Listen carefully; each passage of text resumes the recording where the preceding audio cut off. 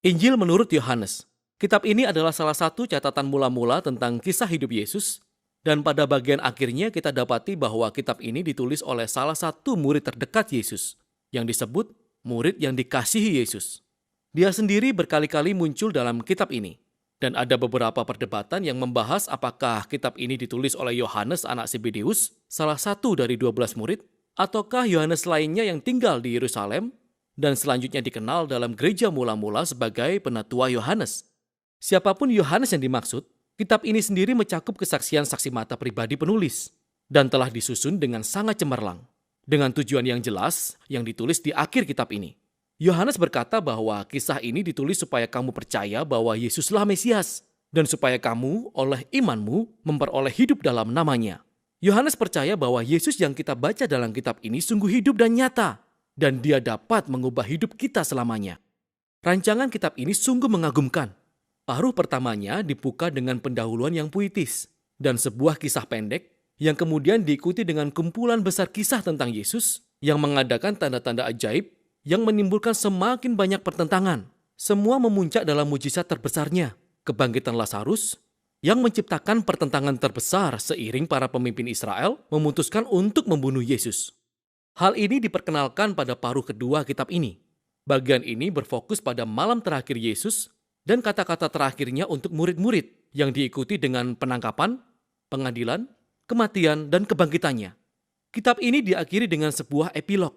Pada video ini, kita hanya akan berfokus pada paruh pertamanya saja. Jadi kitab ini diawali dengan dua bagian pendahuluan. Pertama, sebuah puisi yang dimulai dengan pada mulanya adalah firman. Ini jelas mengacu pada Kejadian 1 ketika Allah menciptakan segalanya dengan firman-Nya, yaitu perkataannya.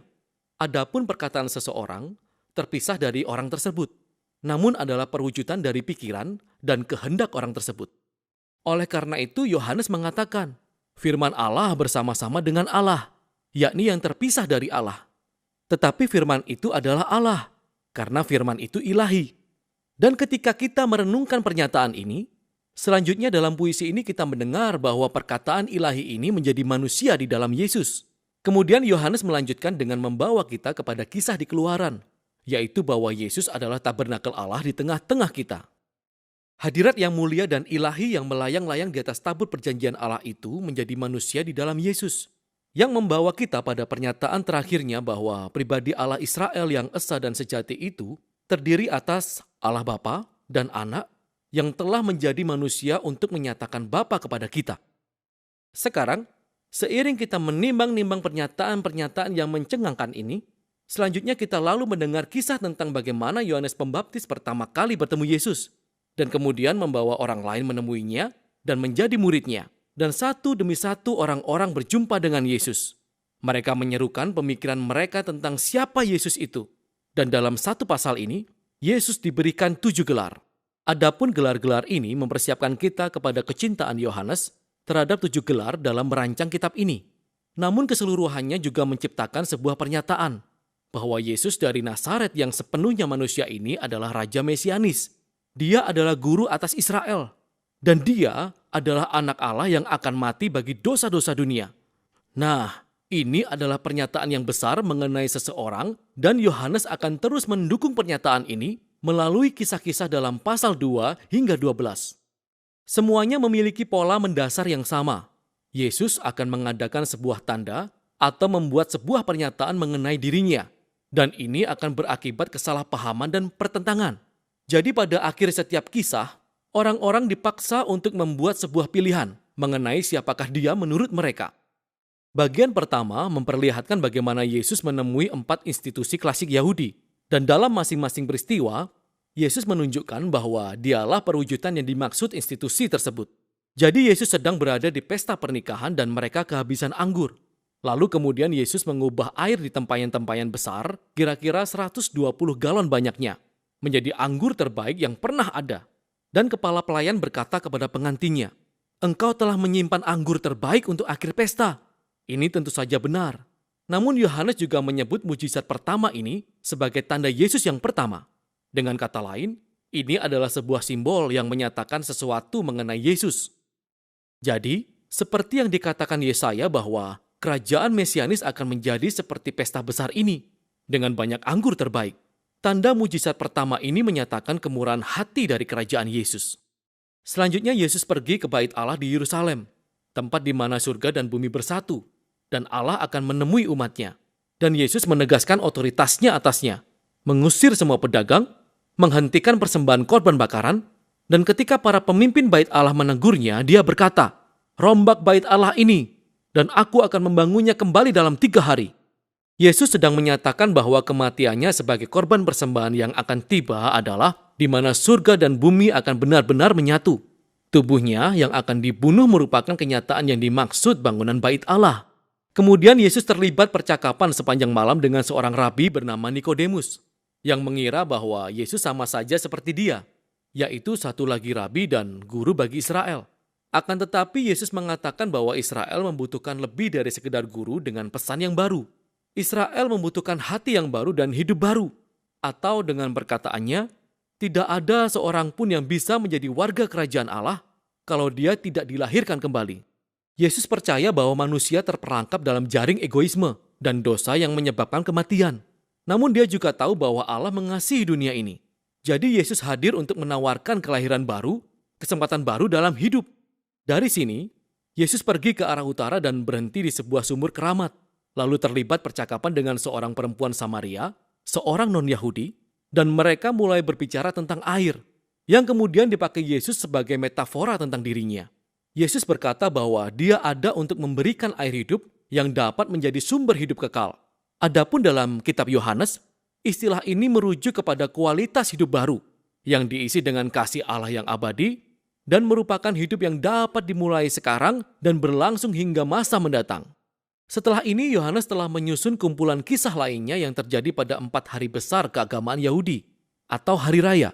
Dan lagi-lagi Yesus menggunakan gambaran-gambaran yang berhubungan dengan hari raya tersebut untuk membuat sebuah pernyataan mengenai dirinya. Jadi pertama-tama Yesus menyembuhkan orang lumpuh pada hari Sabat yang memulai pertentangan dengan para pemimpin Yahudi mengenai bekerja pada hari perhentian. Dan Yesus mengatakan bahwa Bapanya lah yang bekerja pada hari Sabat, maka demikianlah ia. Dan mereka menangkap maksudnya, yaitu bahwa dia menyebut Allah sebagai Bapanya dan membuat dirinya setara dengan Allah. Karena itulah mereka ingin membunuhnya. Kisah selanjutnya berlangsung pada saat Paskah, hari raya yang menceritakan kembali kisah pembebasan Israel dari perbudakan dengan makanan simbolisnya yaitu daging domba dan roti serta anggur. Dan Yesus dengan ajaib menyediakan makanan untuk ribuan orang, yang membuat orang-orang meminta roti lagi kepadanya. Lalu kemudian Yesus malah menyatakan bahwa dialah roti hidup, dan jika mereka memakannya, mereka akan mendapatkan hidup yang kekal. Nah, hal ini menyinggung banyak orang sehingga berhenti mengikut dia. Berikutnya adalah kumpulan cerita yang terjadi di Yerusalem pada saat Hari Raya Pondok Daun yang menceritakan kembali kisah pengembaraan orang Israel di padang gurun ketika Tuhan menuntun mereka dengan tiang awan dan tiang api dan memberi mereka minum di gurun. Dan Yesus berdiri di dalam bait Allah lalu berseru, "Barang siapa haus, baiklah ia datang kepadaku dan minum." Dan kemudian dia berkata, "Akulah terang dunia." Dia menyatakan bahwa dialah hadirat Allah yang menerangi dan pemberian Allah yang menyelamatkan jiwa bagi umatnya. Dan beberapa orang percaya dan mengikut dia. Tetapi yang lainnya tersinggung. Dan yang lainnya lagi justru mencoba membunuh dia karena semua pernyataan-pernyataan tinggi ini. Kisah terakhir terjadi saat perayaan Hanukah, yang artinya pentahbisan bait Allah. Ini tentang bagaimana Yudas Makabe yang membersihkan area bait Allah dari penyembahan berhala dan sekali lagi memisahkan itu sebagai tempat kudus. Lalu Yesus memasuki area bait Allah dan berkata bahwa dialah yang telah dipisahkan Allah sebagai yang kudus dan bahwa dia adalah bait Allah sejati di mana hadirat Allah tinggal. Dan dia juga berkata bahwa aku dan Bapa adalah satu. Hal ini membuat pemimpin Yerusalem sangat marah sehingga mereka membuat rencana untuk membunuh Yesus dan Yesus pun pergi dari kota itu. Adapun semua konflik ini memuncak dalam satu tanda mujizat terakhir. Yesus mendengar bahwa sahabatnya Lazarus sedang sakit, namun keluarganya tinggal di dekat Yerusalem, yang saat itu merupakan perangkap kematian bagi Yesus. Yesus bisa saja menghindar dan menyelamatkan hidupnya sendiri, tapi dia mengasihi Lazarus. Jadi ketika dia mendengar bahwa Lazarus telah meninggal, dia berangkat untuk membangkitkan Lazarus dari kematian, dan memanggil Lazarus keluar dari kuburnya dengan menyadari bahwa dia sedang mempertaruhkan nyawanya. Berita tentang tanda mengherankan ini pun tersebar cepat, tentu saja. Dan seperti yang sudah diketahui Yesus bahwa para pemimpin Yerusalem akan mendengarnya dan mulai membuat permufakatan untuk membunuh dia. Maka Yesus masuk ke Yerusalem sebagai Raja Israel yang ditolak oleh pemimpinnya. Jadi paruh pertama kitab Yohanes mendekati penghabisan dengan kisah Yesus ini yang memberikan hidupnya sebagai tindakan kasih bagi sahabatnya. Dan tentu saja, ini juga merupakan sebuah pertanda yang mengarahkan kita kepada salib yang akan kita gali lebih lagi pada video selanjutnya. Namun untuk sekarang, inilah paruh pertama Injil Yohanes.